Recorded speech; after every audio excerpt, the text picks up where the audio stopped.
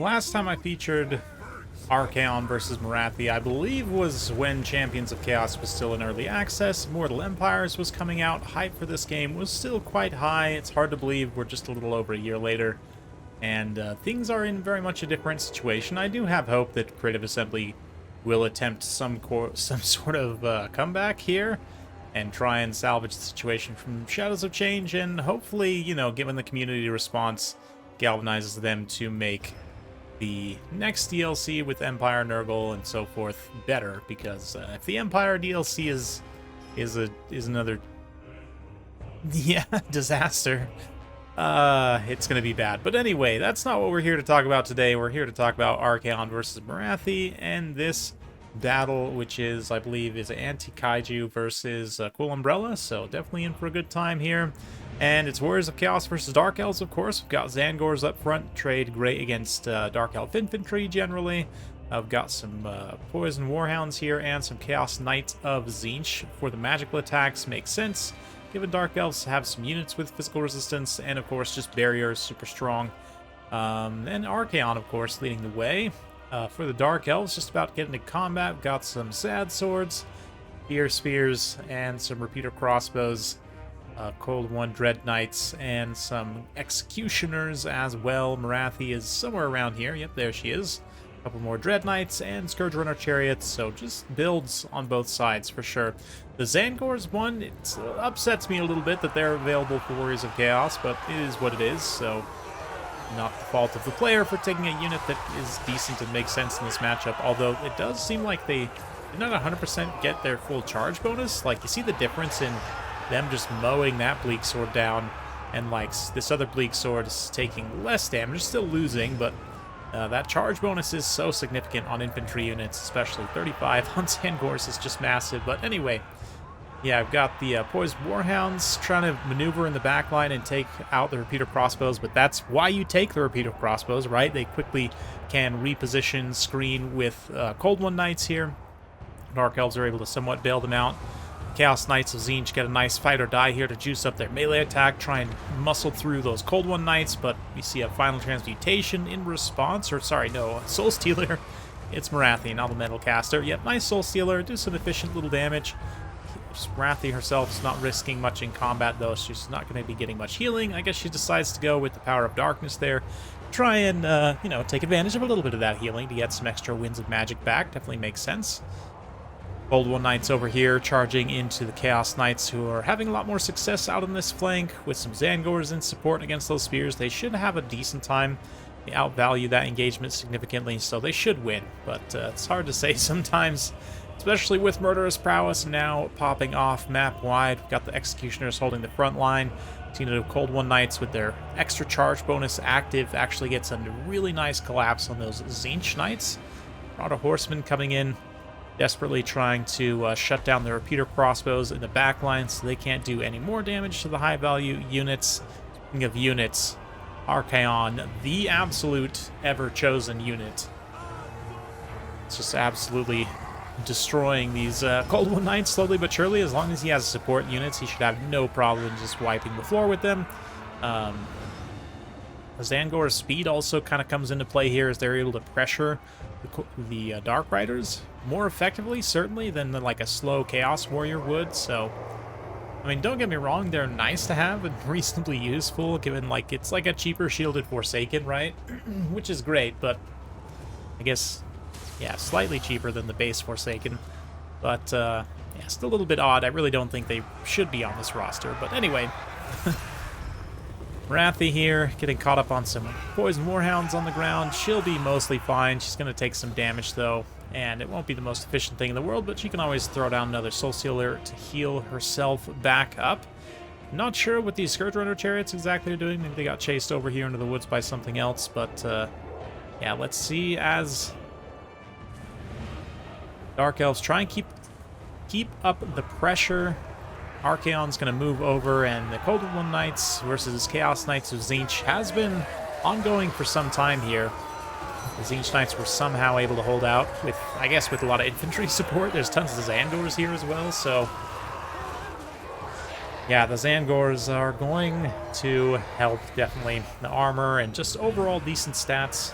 decent attack stats. They get a nice leadership break here. The Dark Elves are going to run for the hills, but Morathi's still alive and lots of repeater crossbows. Dark Elves are certainly not out of this yet. They do need to shut down those poison warhounds, though. Kind of wasting some ammunition unnecessarily. I mean, yeah, not necessarily a waste per se, but just, yeah, they need to get them off the field so the repeater crossbows are free to focus on more important targets like Archaon himself, especially, but also these Chaos Knights of Tzaangors being still alive. A little bit of a problem, but let's see another Soul Stealer from Morathi, who herself, she has taken a decent amount of damage, down below half HP. And the Soul Stealer doesn't connect on the Chaos Knights, unfortunately, and the Poison Warhounds and the Knights are able to get a nice break on a lot of these Dark Riders and Cold One Knights, just chase them off and generally cause a lot of problems here. Morathi's chasing the Marauder Horseman, which is quite dangerous given her lack of armor. She will take a lot of damage from those Horsemen's javelins. Let's see. Yeah, the one Executioner also just sitting in the middle field, like daring anyone to come close to them. Unfortunately, a lot of the Chaos units, and in fact, pretty much all of them at this point, are faster, so Tzaangors can just run away from the Executioners and not even bother taking an unfavorable engagement. Looks like a few of them might get caught up on the edge there. Nope, well, they actually mostly avoid that completely. So it's definitely interesting.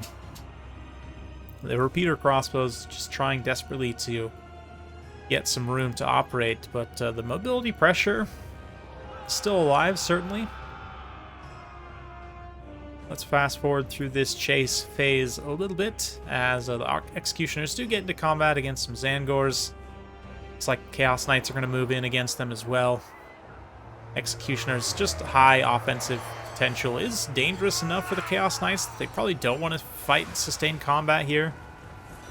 Yeah, see a model get dragged down there, and probably a decent amount of HP damage done. Yeah, those Chaos Knights definitely having a hard time of it. Might even lose that one extra model there that's a little bit caught up, but we'll continue the fast forward. Morathi unifies with some of her own mobility, and they're able to kind of mop up some units here, get rid of some of those Warhounds, the repeater crossbows, ammo, of course. Armor piercing has no problem taking down what's left of the Tzaangors. But those Warhounds, man, just MVP Warhounds, absolutely managed to hold their leadership long enough to get into contact and probably do enough to break the repeater crossbows. Let's see. Morathi does manage to maybe salvage their leadership there, but yeah, all of a sudden things are looking slightly dicey for Archaon. He's still got this unit of Executioners to deal with, Morathi herself, and now with the repeater crossbows finally free to just fire away. Let's see if they actually will. Yeah, get some decent armor piercing damage, take the last of the barrier away, of course. The Tzaangor is very quickly going to want to rout from that. We've got this one unit still reasonably healthy, about below 50% HP. This one's a little over a quarter, but the Executioners are just going to turn around and just, yeah, absolutely take some beast heads here. Unfortunately not beaked. I must say I'm quite disappointed, as much as you guys are, that the Tzaangors don't look as they should, but there is precedent for Creative Assembly fixing something like that, if given enough public pressure. Silverin Guards and even the Warriors and Knights of Chaos themselves would like to have a word, certainly, about such things. But yeah, that's going to be in the future. In the present, those Executioners just murdered what's left of that unit of Tzaangors, and Archaon realizes he's got to stick together and probably do the job himself. We'll see. Yeah, it looks like the repeater crossbows are just about out of ammunition. Spirit Leech on Morathi. She responds with a Soul Stealer. And a nice burning head from Archaon. Doesn't really hit much. Gets a little bit of contact on the Dark Riders, but nice side charge opportunity there. Manages to catch the Executioners mostly unbraced. Archaon comes in with a couple of big splash attacks. Dark Riders are going to rear charge the Tzaangors, who are rear charging Executioners, and we've got quite a scrap on our hands, but I think Archaon probably did enough, especially with Fight or Die active, as it was on those Chaos Knights for a decent amount of that push there, holds their leadership together and gives them the extra attack needed to get good hits. I mean, it's not like Executioner's defense is particularly great. 35 is good, but it's not fantastic. And the Chaos Knights do have enough to get through that consistently, even with Karathi's debuffs. Just another Spirit Leech on her as Archaon turns the Slayer of Kings towards the Hag Queen. And just as one of my favorite thumbnails I've ever made back in the day, featuring Archaon and Morathi around champions. In the video I described in the start of this video, we get a similar finish of just Archaon smashing Morathi. You can take that however you want, but anyway, yeah, Archaon carries a massive 4,000 value, just such an absolute Chad and a force to be reckoned with. Tzaangors quite good in this matchup, in my opinion. I don't know if this was in a tournament context, but certainly in tournament rules, they should count as Mark of Tzeentch. Probably should just be straight up banned from Warriors of Chaos roster, if you wanted my opinion. But certainly in this battle, they were quite effective for Anti-Kaiju here. And again, I don't fault him at all for taking them. If they're allowed, especially in this number, why not? They're great in this matchup. They offer a lot of upside, certainly, and were a really nice support unit to have against a kite build like this, which historically has been really hard for Warriors of Chaos to deal with. Yeah, Morathi herself gets some really nice value. The Executioners surprisingly managed to mop up almost 200 kills, 1,200 value, 12,000 damage dealt, almost 13,000. Quite impressive stuff. Old One Knights get some decent value, just a hair short of where you would want, perhaps. The Repeater Crossbows, yeah, most of them pay for themselves. I mean, overall, Dark Elves managed to do quite a bit of damage. Just wasn't quite enough at the end. It was a very, very close game, though. So it's interesting. Definitely an interesting matchup, and I do feel that Warriors of Chaos are probably better off than they've been in this matchup in quite a long time, given kind of how the power dynamics work and different units in this matchup. But you guys let me know down in the comments below. Hopefully you enjoyed that. If you do like this sort of content, be sure to like, subscribe, hit that bell notification every time I upload a new video. You'll be notified. Thanks again. We'll see you next time.